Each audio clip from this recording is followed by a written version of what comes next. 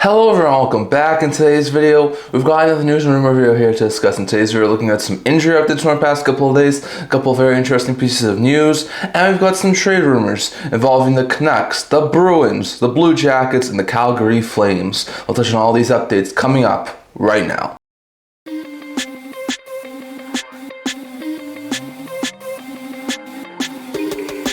Hello everyone, welcome back to another video here at the End-to-End Hockey channel. Now before we get started, don't forget to like this video and subscribe below. Thank you for all of your support. I would never be able to do it without all of you guys, so if you haven't already, don't forget to subscribe button down below. Don't forget to comment on the road to 1,000 subscribers, and don't forget to stay tuned for videos coming out in the very near future. So in today's video, we've got another news and rumor video here to discuss. I would usually start off by talking about a couple of signings, but there were no signings from our past couple of days, so we'll start off by talking about a couple of injury updates.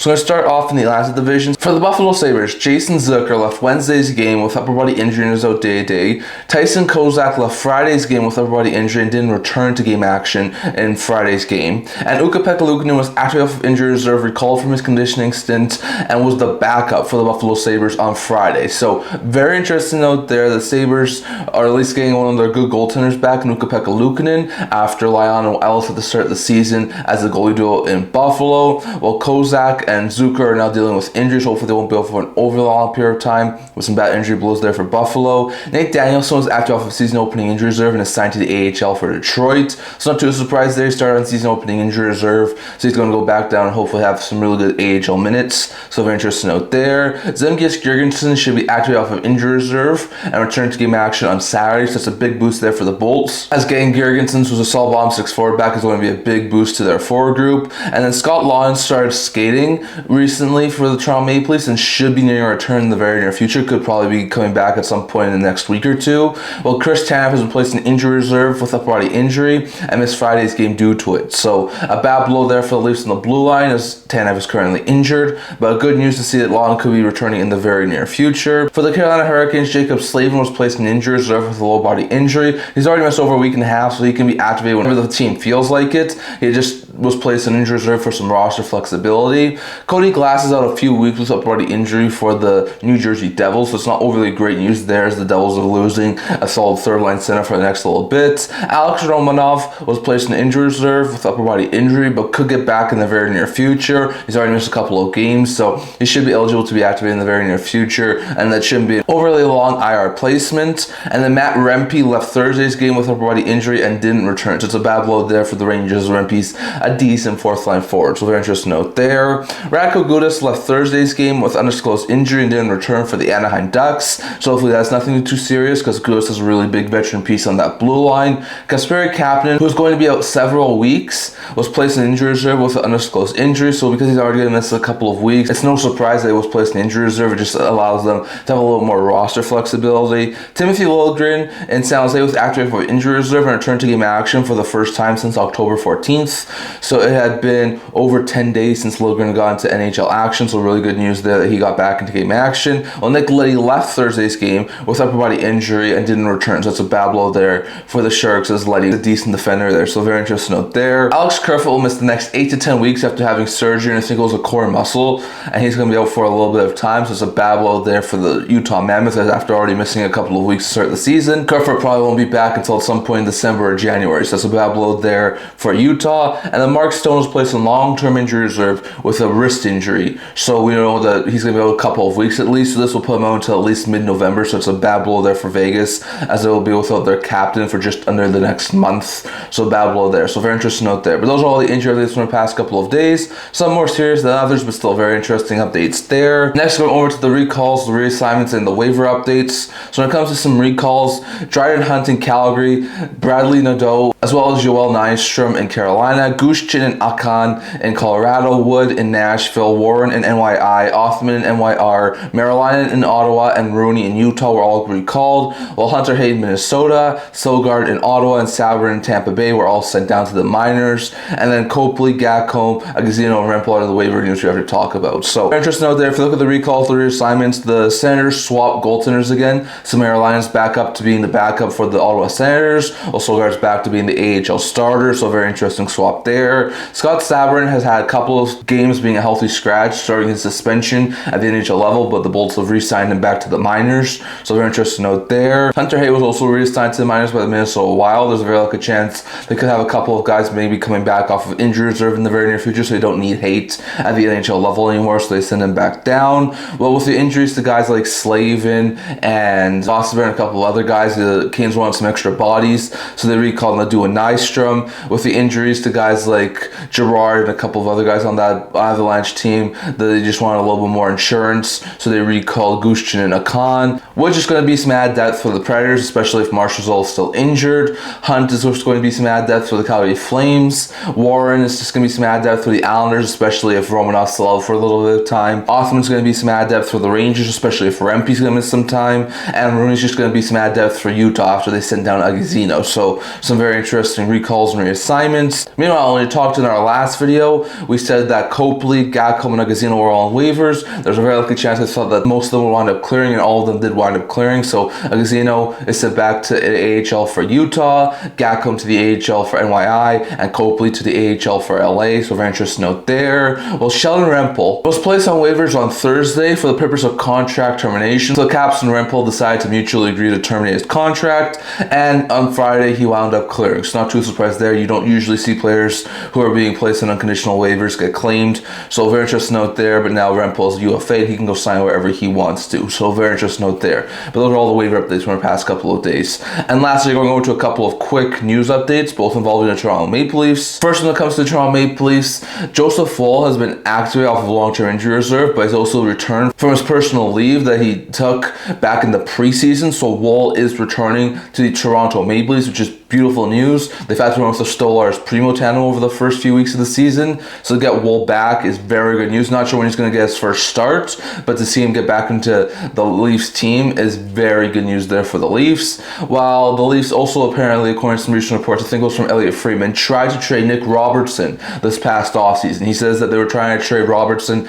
to the Blue Jackets for Igor Chinakov. The Jackets obviously said no. Chinakov at this point is a better player than Robertson is, but if the Leafs are trying to trade him to Columbus, my guess would be they were trying to trade him to a couple of other places too. Now, obviously, no trade wound up coming to fruition as Robertson's still on the Maple Leafs team, but still very interesting to know there that the Leafs did try this offseason to move Nick Robertson, and I guess there's still a possibility he could try and get dealt. So we'll have to wait and see on that. But those are all the news updates, the recalls and reassignments, and the injury updates from the past couple of days. Next, going over to a couple of trade rumors. So we got a couple of trade rumors here to talk about. Three things once again to talk about here. So we're going to start off in the Columbus organization. Pierre LeBrun was recently looking at Igor Chinakov, and he mentions that the Red Wings, Maple Leafs, Sabres, Flames, and Panthers are among the teams who have checked in on Igor Chinakov. Now, Chinakov is a guy who was a former first-round pick of the Blue Jackets. He's a top-9 forward for them. This past offseason, it seemed like he had a trade request, and he didn't really want to be in Columbus anymore, which still seems to be the case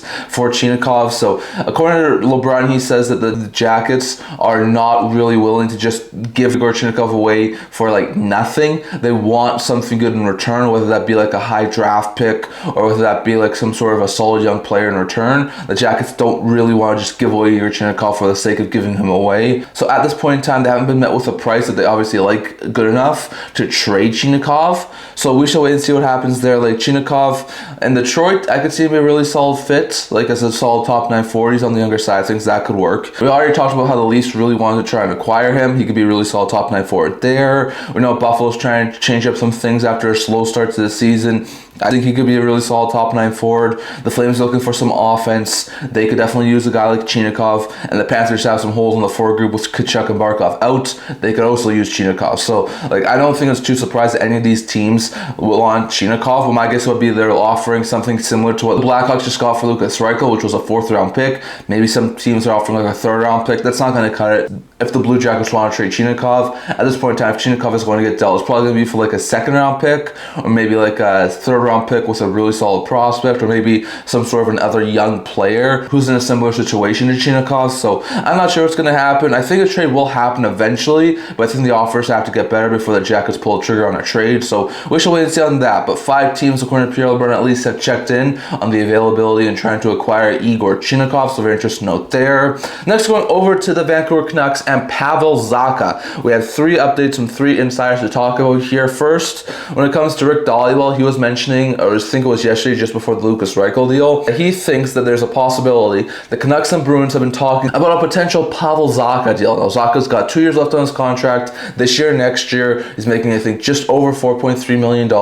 He's a really solid guy who can play on the wing, but he's also a center, which is something the Canucks really need, and he can be a second or third line center. He's more suited to be a third line center in my opinion, but he can be a second line center, and a suitable one at that. So with the injury to Philip Hedl and them already needing to go after a center, it makes some sense in my opinion they would go after Zacha. He's a really solid player. According to some other insiders, David Pagnotta did mention that last year the trade deadline, as well as in the offseason, teams did check in on Zacha, and the Bruins are open to moving him for the right deal. It's not going to be a small ask, especially given the fact Zacha has term, but apparently the Bruins are open to making some sort of a move if it was to include Pavel Zacha if the right deal came along.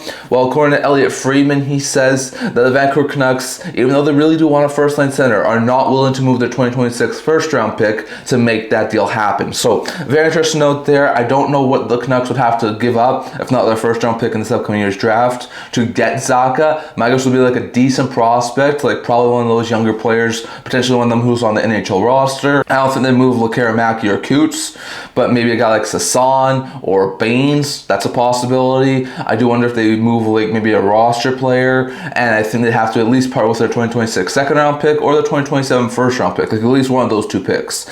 So I think it'll be a pretty steep ask, but given the fact Zacha has 2 years left on his deal and can be a sort of second line center replacement, and then once Hedl gets back, he can easily be a third line center, or you can have Hedl as your third line center and Zacha as your second line center. Like, I think that would really strengthen the team center group, and personally I do think Zacha will be a beautiful fit in Vancouver. I just think they have to make it for the right deal. So very interesting note there, but it sounds like the Canucks and the Bruins could be talking about Pavel Zacha trade, and we could see something in the coming weeks if the Bruins do find a deal to their liking, so we'll have to wait and see on that. And lastly, going over to David Pagnotta, he was talking about the Calgary Flames, and he says a player that teams currently have their eyes on and have been having their eyes on for a bit of time now is Mackenzie Weegar. And we talked about the Calgary Flames in our last video. They are a team who's had a sour start to the season. They have looked terrible.